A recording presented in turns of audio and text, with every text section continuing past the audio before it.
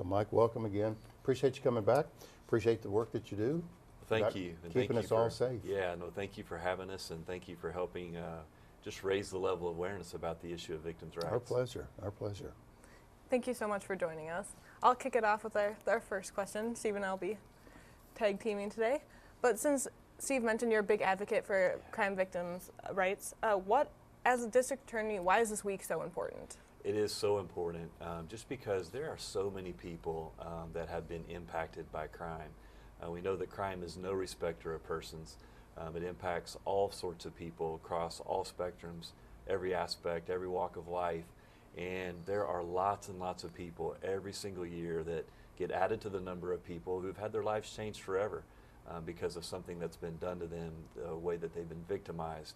And so for us, this is just a way for us to take a week out to say, hey, we're going to do what we can this week to try and just raise the level of awareness so that it's just on the forefront of everyone's mind that there are people out there. Many of them are hurting and that need a little bit of help or maybe just need an understanding ear. It seems like every April, and thank goodness that it is every April, that we set aside time for this remembrance or this emphasis. Are we doing enough in regards to emphasis? I guess we're kind of focused in Enid and Garfield County, but as a state, maybe as a nation, or do you think that we're doing enough or much more to do? There's always much more to do, and in fact, Steve, this year's theme for the National Crime Victims' Rights Week is honoring the past and creating hope for the future. And so really what that means to me is it's a recognition of how far we have come. The crime victims' rights movement really began in the 80s. And if you think back to, I'm an old prosecutor now, I think back to when I first started, just about how much things have changed for the better for victims. However, even though there has been a lot of progress, there has been a lot of change for the good, we still got a long ways to go. And so part of that theme for this year of creating hope for the future, that's what we want. I mean, we want to create a climate and a culture where victims do have hope, that first of all, that they're not alone, that they're not isolated. There are other people out there that have walked down a similar road, and that there are many, many people out there that are willing to help them. Well, I'm certainly pleased that the mayor's office here at the City of Enid always prepares a proclamation and presents that during city council meeting. So that's just one of many things that I guess, excuse me, that city government can do to help raise that yes, and awareness. our biggest local event that we do every single year, and I can't believe it, but this is going to be our 28th annual Crime Victims Vigil. And that's going to be next Tuesday night at the YWCA at 6 o'clock. Okay, we'll talk more about that in just a few moments. Remind everybody about that. Yes. And for people like Steve and I who didn't go to law school, what are crime victims' rights? Yeah, crime victims' rights, we really saw those really move to the forefront just in this last election with the voters voting on what's commonly referred to as Marsy's Law. Marsy's Law is a group of constitutional rights now that victims in Oklahoma have. And really those rights can be summed up with victims have a right to be heard really at all points along the handling of their case. They have a right to have restitution ordered to them. They have a right to be heard at the sentencing so that they can weigh in and let the judge know what their thoughts are on what a sentence should be. They have a right to talk with the prosecutor that's handling their case. They have a right to privacy. Just all sorts of rights now that have been elevated even further from statutory rights to constitutional rights. And so that was a big step for victims' rights in Oklahoma whenever that passed back in November. I don't mean this in general terms, but I think when we become a victim of a crime, sometimes we can't turn to a particular page in a book and say, this is how I'm supposed to respond. This is how I'm supposed to emotionally handle this. It's unknown territory for people. And I want to shift topics a little bit and talk about the definition of domestic violence, because someone is in a domestic violence situation, they may not know how to respond, what to do, how to act. So how would you define domestic violence? Domestic violence is any sort of violence, whether it be physical or even verbal, that happens in the context of a relationship, a dating relationship, a marriage relationship, Any sort of violence that happens in that context of a family unit or in the people that are in the same household with each other. Okay. Bringing it to Enid, is domestic violence a big issue here in Enid?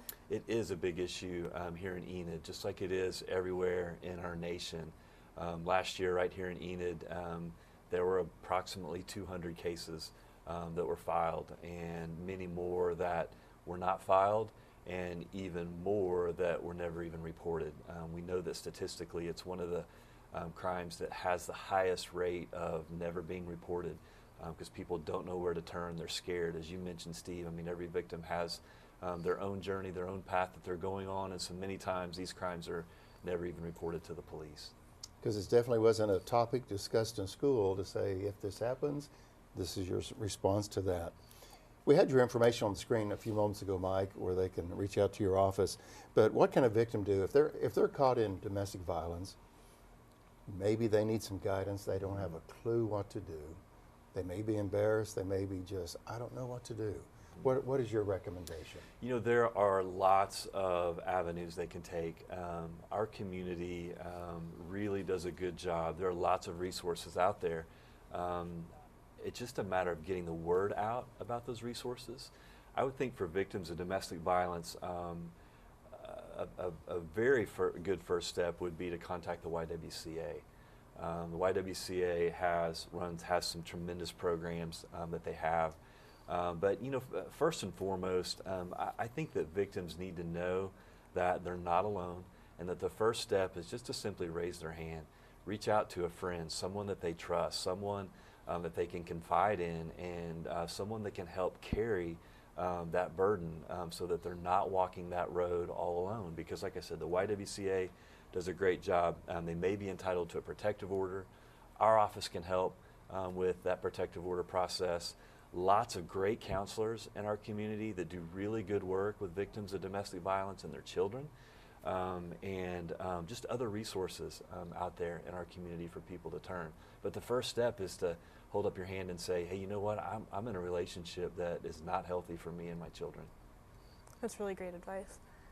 When we think about domestic violence, usually I think about a wife and husband relationship or girlfriend and boyfriend relationship, but can this also extend to children as well? Yes, absolutely. I'm so glad that one of the areas where we made a lot of progress, in the past we used to really divide child abuse and domestic violence. We kind of put them in their own silos.